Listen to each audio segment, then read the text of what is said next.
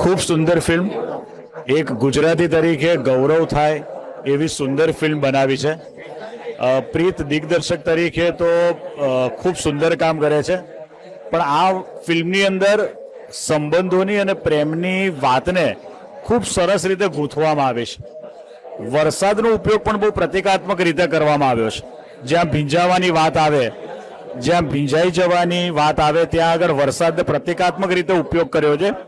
અને ફિલ્મના છેલ્લા સોંગમાં એક લાઈન બહુ સરસ મૂકી છે કે આઠમો રંગ એવો કે જે સાતે રંગને ઝાંખા પાડી દે.